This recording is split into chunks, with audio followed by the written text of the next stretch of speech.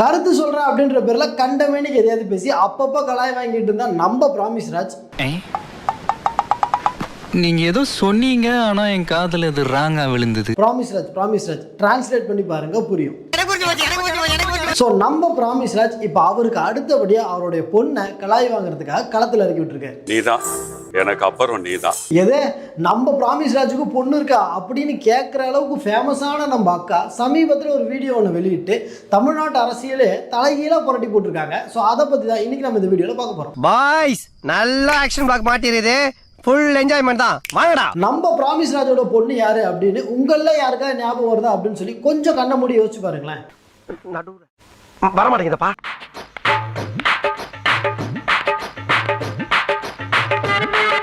நான் ஒரு ஊட்டச்சத்து நிபுணர். இருந்துட்டு போ. இதுக்கு முன்னால ஒரு அவமானப்பட்டதே இல்லையா, ரீல் விடுவான். ஒரு ஊட்டச்சத்து நிபுணரா சில மேடைகள்ல பேசியிருக்கேன். அதுக்கு என்னங்கிறப்ப பெர்ஃபார்மன்ஸ் பண்ண வர்றா பல்லு பல்லு. ஆனா இதுதான் என் முதல் அரசியல் மேடை. ஆனா என்ன பிரயோஜனம்? அம்மன் ஜல்லிக்கு பிரயோஜனம்டா. நான் தந்தை பெரியாரின் வரலாறும் திமுகவின் வரலாறும் என்னோட கல்லூரி நாட்கள்ல படிச்சிருக்கேன். எங்க சொல்லு, முதல்ல அவர் பேச. அப்ப நீ மனப்பாடம் பண்ணல. You talking. பெரியார் எங்க ஊருக்கு வந்தார், மணியம்மையை பார்த்தார், கூட்டிக்கிட்டு போயிட்டார். திமுக உருவானது. நீங்க சொல்றத வச்சு பார்த்தா ஆமாண்டா குண்டா, இவன் ஒரு கேவலமான குடும்பம். கேட்ட பையன் சார் இந்த பால்சாமி. நான் கல்லூரியில படிச்சுட்டு இருந்தப்போ நீங்க யாருடைய ரசிகை அப்படின்னு கேட்டாங்க. நான் முத்தமிழ் அறிஞர் டாக்டர் கலைஞர் ஐயாவின் ரசிகைன்னு பெருமையா சொன்னேன்.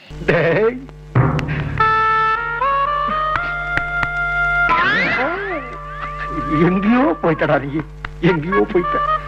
திமுகவின் வரலாறு எல்லாரும் படிக்கணுங்க. என்ன இருக்கு உனக்கு சுயசரித்திரம்? அண்டா திருடுனது, குண்டா திருடுனது, செவரேறி குதிச்சது, பொம்பளை புடவை உருவுனது, தெருவிலேயே செருப்படி வாங்கிட்டு ஓடனே அதெல்லாமா? திமுக வரலாறு படிச்சாதான் நமக்கு வெற்றினா என்ன, தோல்வினா என்ன, தியாகம்னா என்ன, மனித நேயம்னா என்ன, வாழ்க்கைனா என்னன்னு புரியும். அது எங்கப்பா இருக்கு? உனக்கு அதப்பா புரட்டிடுவானுங்க. ஏன்னா நீ ஓடிடுவ, நான் தாத்தா மாட்டுவேன். ஒரு தேடல் இருந்துட்டே இருந்தது, மக்கள் பணி செய்யணும் அப்படிங்கிற ஒரு தேடல் இருந்துட்டே இருந்தது. அப்பதான் சரி ஒரு சின்னதா ஒரு தொண்டு நிறுவனம் ஆரம்பிக்கலாம், மகிழ்மதி இயக்கம் அப்படின்னு சின்னதா ஒரு தொண்டு நிறுவனம் ஆரம்பிக்கலாம். அந்த என்ஜிஓட பேரை கூட பாகுபலி படத்துல இருந்து ஆட்டையை போட்டு மகிழ்மதின்னு வச்சிருக்காங்க. அவ்வளவு வெறி மாப்பிளைக்கு எல்லாம் உங்களுக்காக மாமா. அந்த தொண்டு நிறுவனம் மூலமா வறுமை கோட்டுக்கு கீழே இருக்கிற மக்களுக்கு இலவசமா ஊட்டச்சத்து நிறைஞ்ச உணவு கொடுக்கலாம் அப்படின்னு ஒரு யோசனை ஒண்ணு வந்துச்சு. அவங்க நாட்டு மக்களுக்காக நிறைய சேவை செஞ்சிருக்காங்க. அப்படி என்னெல்லாம் சேவை செஞ்சாங்க அப்படின்றத ஒரு தடவை பார்த்துட்டு வாங்க. மக்களுக்கு இலவசமா உணவு வழங்கப்படுகிறது. வாங்கி கொடுத்தது 4 பார்சல் சாப்பாடு, அதையும் போட்டோ எடுத்து பப்ளிசிட்டி வேற. இதுக்கு உங்களுக்கு எம்பி மேயர் பதவியெல்லாம் கொடுக்கணும். எனக்கு மட்டும் இல்லைங்க, கெரியர்ல ஜெயிக்கணும்னு நினைக்கிற ஒவ்வொரு பொண்ணுக்கும் தாயுள்ளம் கொண்டவரா இவரா? ஆமாங்க, யார் சொல்லி கொடுத்தா? நானே சொந்தமா யோசிச்சதுங்க. ஓஹோ, ஒரு தகப்பனா தலைவர் எப்போதுமே இருந்திருக்கிறார். கொஞ்சம் கிட்ட வாயே. போங்க தம்பி.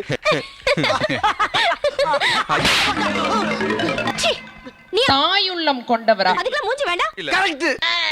தலைவர் பதவி ஏற்ற அந்த தருணம் கொரோனா அப்போ உச்சியில இருந்துச்சு.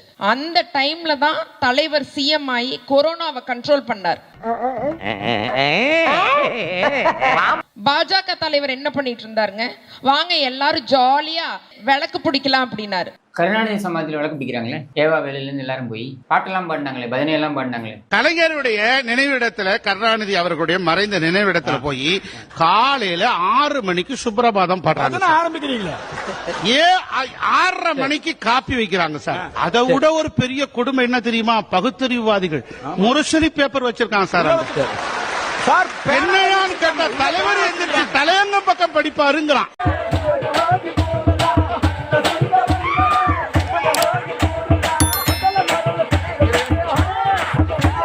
எவ்வளவு பாரிய பகுத்தறிவுவாதிகள் நினைச்சு புல்லரிச்சு போச்சு. அதுக்கப்புறம் 8 மணிக்கு வந்து தயிர் விடையெல்லாம் வச்சுட்டு அன்னை ஏவா வேலு ஜிங்கிச்சா ஜிங்கிச்சா அப்படின்னு ஒரு பாட்டு பாடி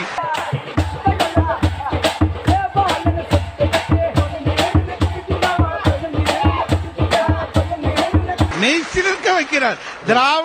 திராவிட இயக்கத்தினுடைய பகுத்தறிவு எந்த அளவுக்கு வளர்ச்சி அடைஞ்சிருக்குங்கிறத எல்லா ரிலிஜனுக்கும் மரியாதை தர ஒரே தலைவர் கழக தலைவர் தான். அப்படியா? யார் சொன்னது? ஊர்ல சொல்லி வச்சிருக்கேன், சும்மா இதெல்லாம் ஒரு பில்டப் விடு. விவசாயிகளுக்கு மரியாதை தர ஒரே தலைவர் நம் கழக தலைவர்.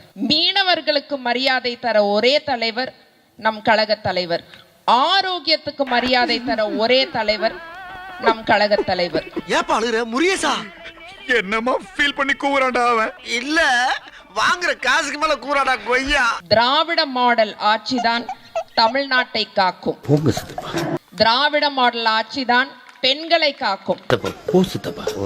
திராவிட மாடல் ஆட்சிதான் இந்த நாட்டை காக்கும். I am truly proud and honored to talk about our honorable deputy CM Udayanidhi Stalin sir. என்ன உன்னை பிடிச்சிருக்கா? தகப்பா, வாழ்க்கையிலேயே ஒரு உருப்படியான காரியம் பண்ணிருக்கேன்னா அது இதுதான். இனிமே உன்னை வாடா போடான்னு சொல்ல மாட்டேன், வாங்க போங்கன்னே சொல்றேன். உதயநிதி ஸ்டாலின் சார் வந்து ஏசி கேரவான்ல உட்கார்ந்துட்டு சொகுசு விமானத்துல ஃப்ரெண்டு கல்யாணத்துக்கு போற ஒரு போலி அரசியல்வாதி கிடையாது. அடடா வர்றேன் பூரா மொத்தமா என்னையவே குறி வச்சு வந்தா நான் என்னடா பண்றது? He is a hard-working hero who believes in the principles of duty, dignity and discipline. மழை வந்தாலும் வெள்ளம் வந்தாலும் நமக்காக இறங்கி வேலை செய்வாரு. அடங்கப்பா, இது உலக நடிப்புடா சாமி. பாஜக அரசிடம் இருந்து தமிழ்நாட்டை காக்க வந்த மாமன்னன். டேய், இப்ப அவனுக்கு உன்னை கேட்டானுங்களா இல்ல நான் தான் உன்னை சொல்ல சொன்னா? இந்த பாரு, அறிமுகமெல்லாம் படுத்த வேணாண்டா, என்ன இங்க இருக்க எல்லாருக்கும் தெரியும், பேசாம மூடிக்கிட்டு வா. Udhayanidhi Stalin sir is an unbeatable hero. அவரை எதிர்த்து யாரு எங்க நின்னாலும் டெபாசிட் போயிருங்க. கிரிஞ்சுங்க, கிரிஞ்ச் ஆஃப் தி இயர் உங்களுக்கு அவார்டே தரலாங்க. எவ்வளோங்கண்ணே சூப்பர் கிரிஞ்சு, இந்த மாதிரி கிரிஞ்சு நான் பார்த்து தரலாங்க. மேயர் திருமதி பிரியாராஜன் அவர்கள் மேயரா இருக்கிற ஒரு ஊர்ல நான் வாழ்றேங்கிறது எனக்கு ரொம்ப பெருமையா ரொம்ப பாதுகாப்பா இருக்கு. Hats off to your hard work ma'am.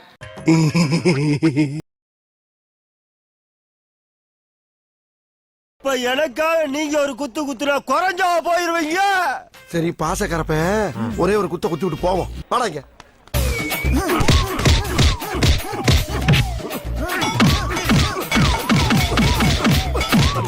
போதுமில்லடா, போடா.